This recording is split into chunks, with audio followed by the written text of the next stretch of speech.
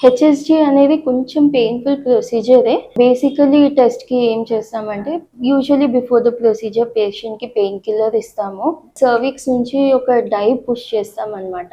ఆ die push చేసి ఆ ట్యూబ్స్ అనేవి ఓపెన్ ఉందా అనేది ఒక ఎక్స్‌రే త్రూ చూస్తామనమాట. సో, సపోజ్ మనకి హెచ్ఎస్జీ అంతా నార్మల్ ఉంది అండ్ ట్యూబ్స్ ఓపెన్ ఉన్నాయంటే మనకి హెచ్ఎస్జీ రిపోర్ట్‌లో యూట్రస్ అనేది క్లియర్‌గా తెలుస్తుంది. అండ్ ట్యూబ్స్ నుంచి మనం పుష్ చేసిన డై అనేది మనకి ఆ ఎక్స్‌రే ఇమేజ్‌లో కనిపిస్తుంది. బట్ ఒకవేళ ఏమైనా బ్లాక్ ఉంది అంటే మనకి యూట్రస్‌లోనే డై కలెక్ట్ అవుతుంది కానీ ఆ స్పిల్ అనేది ఉండదన్నమాట. యూజువల్లీ ప్రొసీజర్ తర్వాత ఎలాంటి కాంప్లికేషన్స్ ఉండవు. కొంచెం మైల్డ్ క్రాంపీ పెయిన్ అనేది ఉంటుంది.